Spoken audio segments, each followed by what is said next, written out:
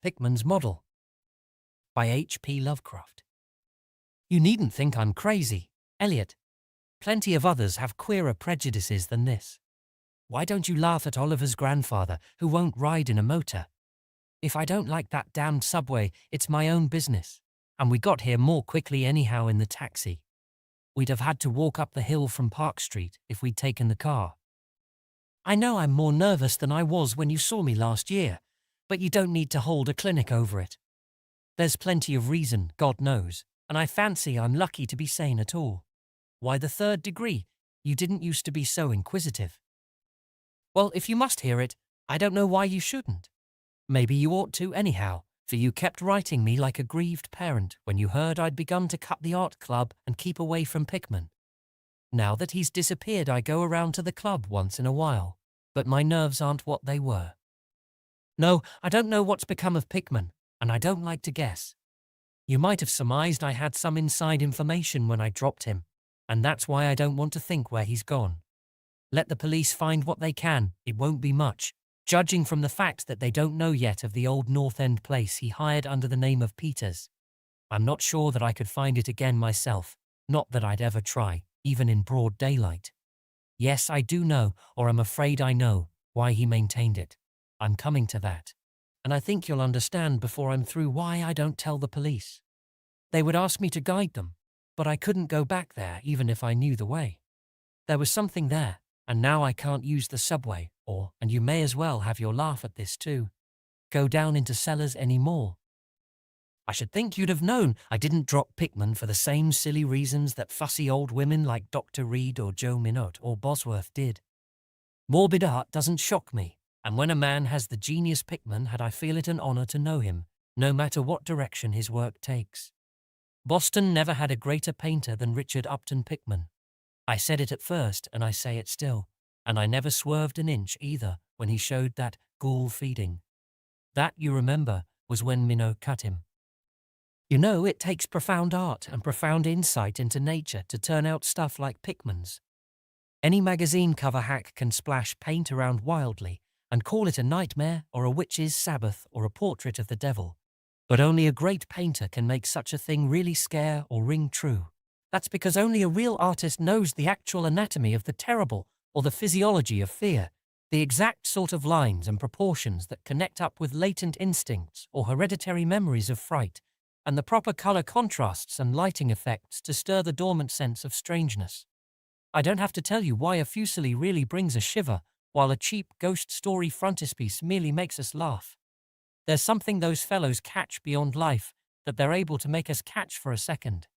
Doré had it, Syme has it, Angarola of Chicago has it, and Pickman had it as no man ever had it before, or, I hope to heaven, ever will again. Don't ask me what it is they see. You know, in ordinary art, there's all the difference in the world between the vital, breathing things drawn from nature or models, and the artificial truck that commercial small fry reel off in a bare studio by rule. Well, I should say that the really weird artist has a kind of vision which makes models, or summons up what amounts to actual scenes from the spectral world he lives in. Anyhow, he manages to turn out results that differ from the pretender's mince pie dreams in just about the same way that the life painter's results differ from the concoctions of a correspondence school cartoonist. If I had ever seen what Pickman saw, but no. Here, let's have a drink before we get any deeper. Gad, I wouldn't be alive if I'd ever seen what that man, if he was a man, saw. You recall that Pickman's forte was faces. I don't believe anybody since Goya could put so much of sheer hell into a set of features or a twist of expression. And before Goya you have to go back to the medieval chaps who did the gargoyles and chimeras on Notre Dame and Mont Saint-Michel.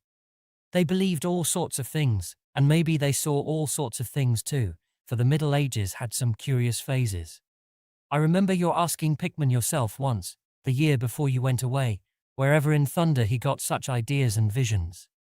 Wasn't that a nasty laugh he gave you? It was partly because of that laugh that Reed dropped him.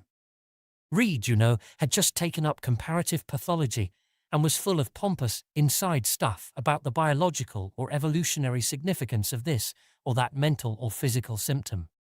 He said Pickman repelled him more and more every day and almost frightened him toward the last, that the fellow's features and expression was slowly developing in a way he didn't like. in a way that wasn't human. He had a lot of talk about diet and said Pickman must be abnormal and eccentric to the last degree. I suppose you told Reed, if you and he had any correspondence over it, that he'd let Pickman's paintings get on his nerves or harrow up his imagination. I know I told him that myself then. But keep in mind that I didn't drop Pickman for anything like this. On the contrary, my admiration for him kept growing, for that ghoul feeding was a tremendous achievement. As you know, the club wouldn't exhibit it, and the Museum of Fine Arts wouldn't accept it as a gift. And I can add that nobody would buy it, so Pickman had it right in his house till he went. Now his father has it in Salem. You know Pickman comes of old Salem stock, and had a witch ancestor hanged in 1692. I got into the habit of calling on Pickman quite often, especially after I began making notes for a monograph on weird art. Probably it was his work which put the idea into my head, and anyhow, I found him a mine of data and suggestions when I came to develop it.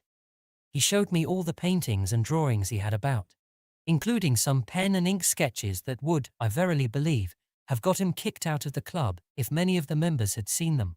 Before long, I was pretty nearly a devotee, and would listen for hours like a schoolboy to art theories and philosophic speculations wild enough to qualify him for the Danvers Asylum. My hero worship, coupled with the fact that people generally were commencing to have less and less to do with him, made him get very confidential with me. And one evening he hinted that if I were fairly close-mouthed and none too squeamish, he might show me something rather unusual, something a bit stronger than anything he had in the house. You know, he said, there are things that won't do for Newbury Street, things that are out of place here, and that can't be conceived here anyhow. It's my business to catch the overtones of the soul, and you won't find those in a parvenu set of artificial streets on made land. Back Bay isn't Boston, it isn't anything yet, because it's had no time to pick up memories and attract local spirits. If there are any ghosts here, they're the tame ghosts of a salt marsh and a shallow cove. And I want human ghosts, the ghosts of beings highly organized enough to have looked on hell and known the meaning of what they saw. The place for an artist to live is the North End. If any aesthete were sincere, he'd put up with the slums for the sake of the masked traditions. God, man, don't you realize that places like that weren't merely made, but actually grew? Generation after generation lived and felt and died there, and in days when people weren't afraid to live and feel and die. Don't you know there was a mill on Copp's Hill in 1632, and that half the present streets were laid out by 1650? I can show you houses that have stood 2 centuries and a half and more. Houses that have witnessed what would make a modern house crumble into powder. What do moderns know of life and the forces behind it? You call the Salem witchcraft a delusion, but I'll wage my 4 times great-grandmother could have told you things. They hanged her on Gallows Hill, with Cotton Mather looking sanctimoniously on. Mather, damn him, was afraid somebody might succeed in kicking free of this accursed cage of monotony. I wish someone had laid a spell on him or sucked his blood in the night. I can show you a house he lived in, and I can show you another one he was afraid to enter in spite of all his fine, bold talk. He knew things he didn't dare put into that stupid Magnalia or that puerile wonders of the invisible world. Look here, do you know the whole North End once had a set of tunnels that kept certain people in touch with each other's houses, and the burying ground and the sea? Let them prosecute and persecute above ground, things went on every day that they couldn't reach, and voices laughed at night that they couldn't place.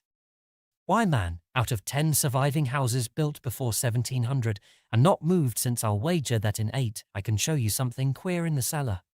There's hardly a month that you don't read of workmen finding bricked-up arches and wells leading nowhere in this or that old place as it comes down. You could see one near Henchman Street from the elevated last year. There were witches and what their spells summoned, pirates and what they brought in from the sea, smugglers, privateers, and I tell you, people knew how to live and how to enlarge the bounds of life in the old times. This wasn't the only world a bold and wise man could know for. And to think of today in contrast with such pale pink brains that even a club of supposed artists gets shudders and convulsions if a picture goes beyond the feelings of a Beacon Street tea table. The only saving grace of the present is that it's too damned stupid to question the past very closely. What do maps and records and guidebooks really tell of the North End? Bah! At a guess I'll guarantee to lead you to 30 or 40 alleys, and networks of alleys north of Prince Street that aren't suspected by 10 living beings outside of the foreigners that swarm them. And what do those Latinos know of their meaning? No, Thurber, these ancient places are dreaming gorgeously and overflowing with wonder and terror and escapes from the commonplace, and yet there's not a living soul to understand or profit by them. Or rather, there's only one living soul, for I haven't been digging around in the past for nothing.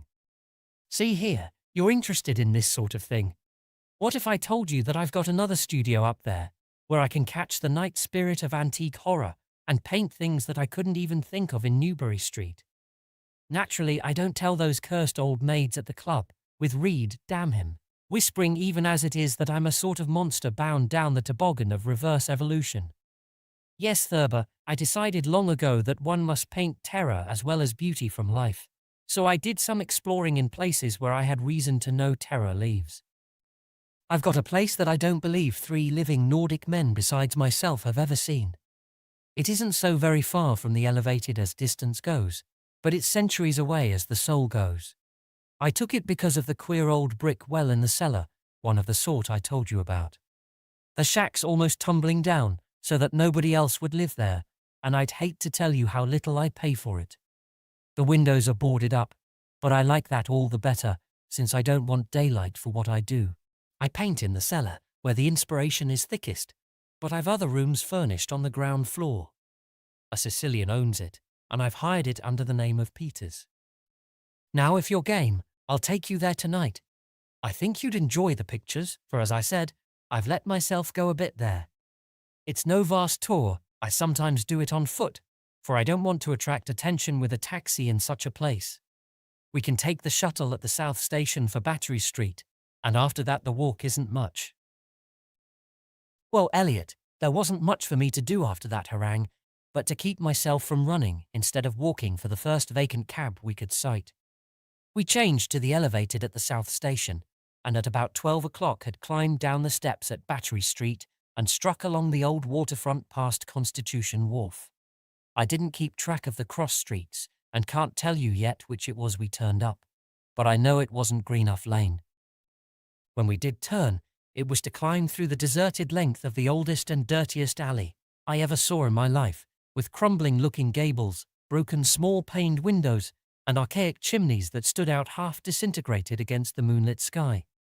I don't believe there were 3 houses in sight that hadn't been standing in Cotton Mather's time. Certainly I glimpsed at least 2 with an overhang, and once I thought I saw a peaked roof line of the almost forgotten pre-gambrel type, though antiquarians tell us there are none left in Boston. From that alley, which had a dim light, we turned to the left into an equally silent and still narrower alley with no light at all, and in a minute made what I think was an obtuse angled bend toward the right in the dark. Not long after this, Pickman produced a flashlight and revealed an antediluvian 10-panel door that looked damnably worm-eaten. Unlocking it, he ushered me into a barren hallway with what was once splendid dark oak paneling, simple of course, but thrillingly suggestive of the times of Andros and Phipps and the witchcraft. Then he took me through a door on the left, lighted an oil lamp, and told me to make myself at home. Now, Elliot, I'm what the man in the street would call fairly hard-boiled, but I'll confess that what I saw on the walls of that room gave me a bad turn. They were his pictures, you know, the ones he couldn't paint or even show in Newbury Street. And he was right when he said he had let himself go. Here, have another drink. I need one anyhow. There's no use in my trying to tell you what they were like, because the awful, the blasphemous horror, and the unbelievable loathsomeness and moral fetor came from simple touches quite beyond the power of words to classify. There was none of the exotic technique you see in Sidney Syme, none of the trans-Saturnian landscapes and lunar fungi that Clark Ashton Smith uses to freeze the blood. The backgrounds were mostly old churchyards, deep woods, cliffs by the sea, brick tunnels, ancient panelled rooms, or simple vaults of masonry. Copp's Hill burying ground, which could not be many blocks away from this very house, was a favourite scene. The madness and monstrosity lay in the figures in the foreground, for Pickman's morbid art was preeminently one of demoniac portraiture. These figures were seldom completely human, but often approached humanity in varying degree. Most of the bodies, while roughly bipedal, had a forward slumping and a vaguely canine cast. The texture of the majority was a kind of unpleasant rubberiness. Arg, I can see them now. Their occupations, well, don't ask me to be too precise. They were usually feeding, I won't say on what.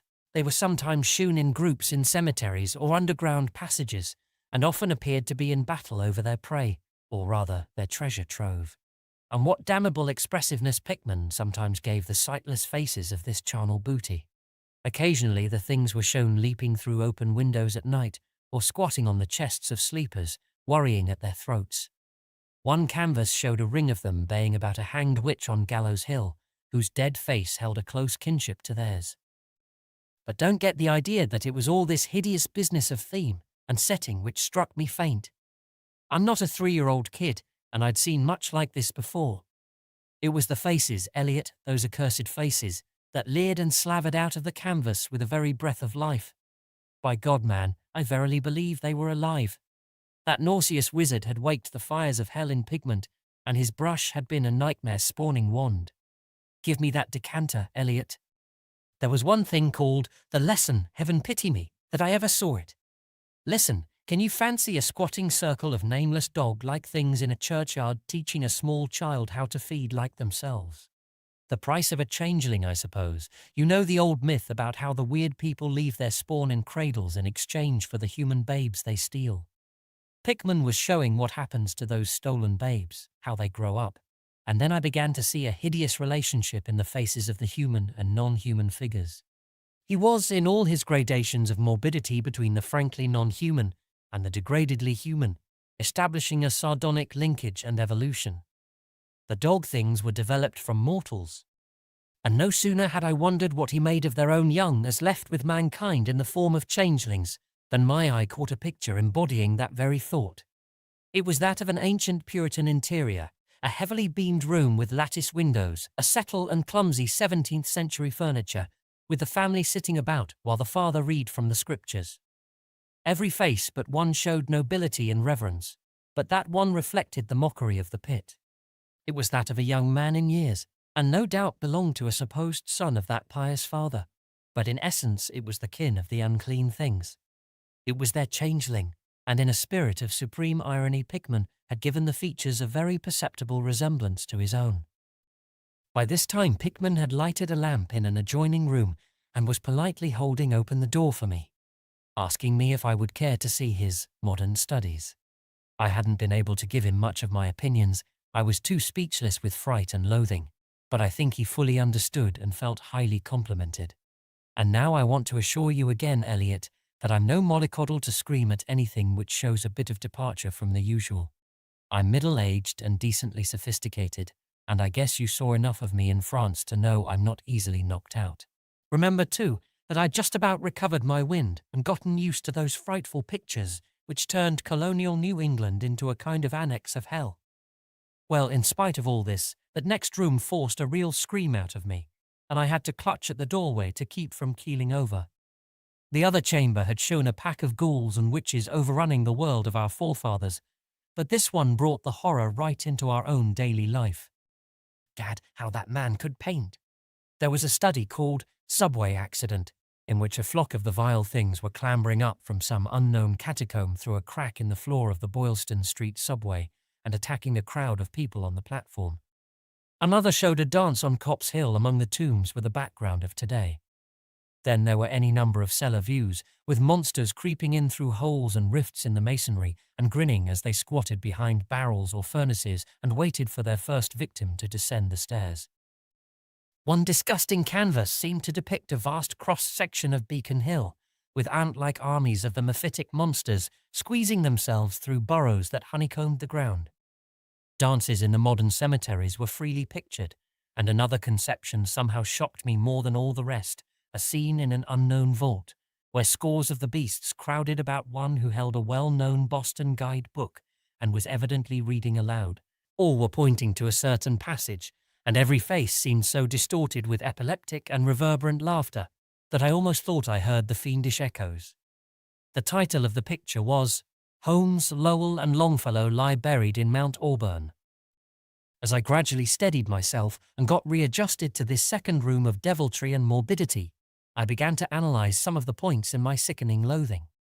In the first place, I said to myself, these things repelled because of the utter inhumanity and callous cruelty they showed in Pickman. The fellow must be a relentless enemy of all mankind to take such glee in the torture of brain and flesh and the degradation of the mortal tenement.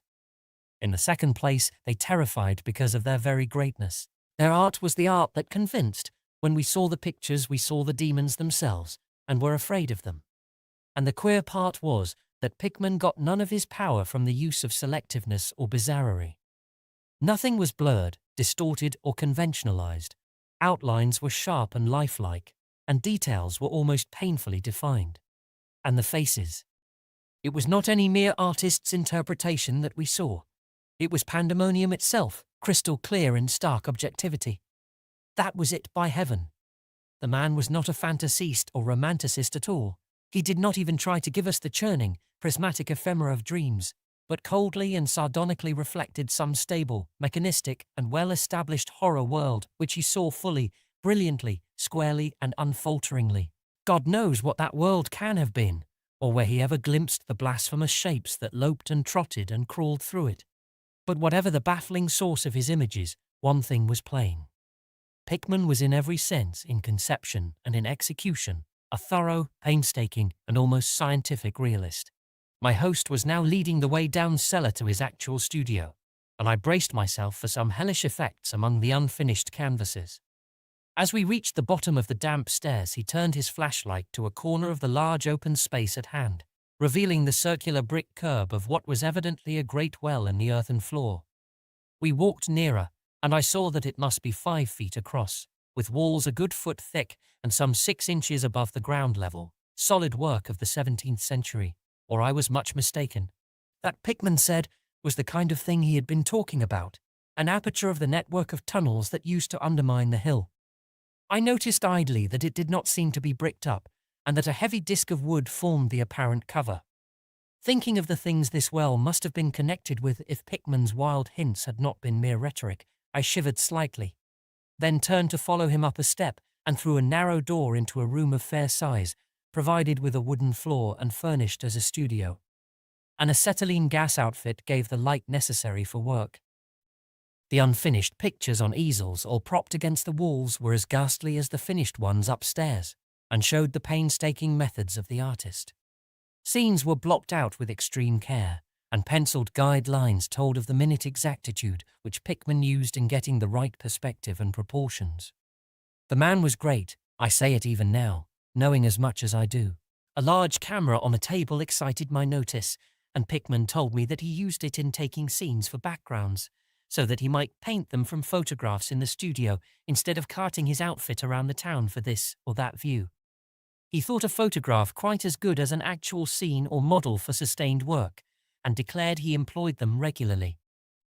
There was something very disturbing about the nauseous sketches and half-finished monstrosities that leered around from every side of the room, and when Pickman suddenly unveiled a huge canvas on the side away from the earth can hold a dream like that.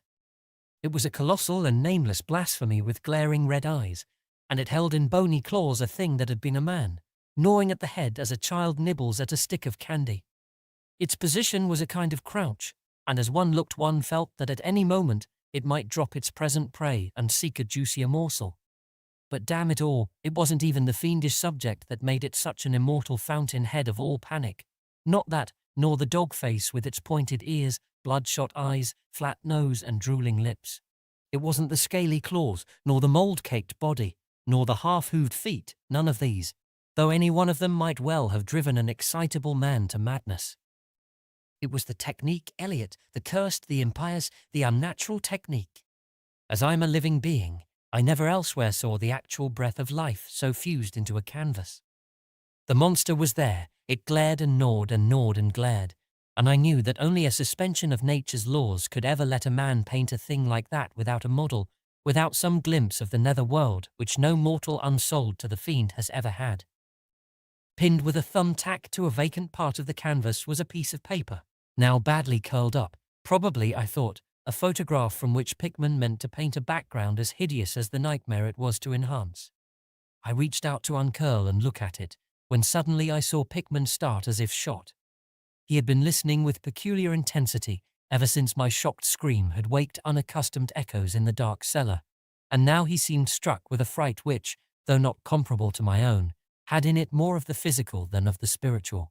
He drew a revolver and motioned me to silence, then stepped out into the main cellar and closed the door behind him. I think I was paralyzed for an instant. Imitating Pickman's listening, I fancied I heard a faint scurrying sound somewhere, and a series of squeals or bleats in a direction I couldn't determine. I thought of huge rats and shuddered. Then there came a subdued sort of clatter which somehow set me all in gooseflesh, a furtive, groping kind of clatter, though I can't attempt to convey what I mean in words. It was like heavy wood falling on stone or brick, wood on brick. What did that make me think of? It came again, and louder. There was a vibration as if the wood had fallen farther than it had fallen before. After that followed a sharp grating noise, a shouted gibberish from Pickman, and the deafening discharge of all 6 chambers of a revolver, fired spectacularly as a lion tamer might fire in the air for effect. A muffled squeal or squawk and a thud. Then more wood and brick grating, a pause, and the opening of the door, at which I'll confess I started violently. Pickman reappeared with his smoking weapon, cursing the bloated rats that infested the ancient well. "The deuce knows what they eat, Thurber," he grinned, for those archaic tunnels touched graveyard and witch den and sea coast. "But whatever it is, they must have run short, for they were devilish anxious to get out. Your yelling stirred them up, I fancy. Better be cautious in these old places. Our rodent friends are the one drawback, though I sometimes think they're a positive asset by way of atmosphere and colour." Well, Elliot, that was the end of the night's adventure. Pickman had promised to show me the place, and heaven knows he had done it. He led me out of that tangle of alleys in another direction, it seems, for when we sighted a lamp post, we were in a half-familiar street with monotonous rows of mingled tenement blocks and old houses. Charter Street it turned out to be, but I was too flustered to notice just where we hit it. We were too late for the elevated and walked back downtown through Hanover Street. I remember that walk. We switched from Tremont up Beacon, and Pickman left me at the corner of Joy, where I turned off. I never spoke to him again. Why did I drop him? Don't be impatient. Wait till I ring for coffee. We've had enough of the other stuff, but I for one need something. No, it wasn't the paintings I saw in that place, though I'll swear they were enough to get him ostracized in 9/10 of the homes and clubs of Boston. And I guess you won't wonder now why I have to steer clear of subways and cellars. It was something I found in my coat the next morning. You know, the curled-up paper tacked to that frightful canvas in the cellar. The thing I thought was a photograph of some scene he meant to use as a background for that monster. That last scare had come while I was reaching to uncurl it, and it seems I had vacantly crumpled it into my pocket. But here's the coffee. Take it black, Elliot, if you're wise. Yes, that paper was the reason I dropped Pickman. Richard Upton Pickman, the greatest artist I have ever known, and the foulest being that ever leaped the bounds of life into the pits of myth and madness. Elliot, old Reed was right. He wasn't strictly human. Either he was born in strange shadow, or he'd found a way to unlock the forbidden gate. It's all the same now, for he's gone, back into the fabulous darkness he loved to haunt. Here, let's have the chandelier going. Don't ask me to explain, or even conjecture about what I burned. Don't ask me either what lay behind that mole like scrambling Pickman was so keen to pass off as rats. There are secrets, you know, which might have come down from old Salem times, and Cotton Mather tells even stranger things. You know how damned lifelike Pickman's paintings were, how we all wondered where he got those faces. Well, that paper wasn't a photograph of any background after all. What it showed was simply the monstrous being he was painting on that awful canvas. It was the model he was using, and its background was merely the wall of the cellar studio in minute detail. But by God, Elliot, it was a photograph from life.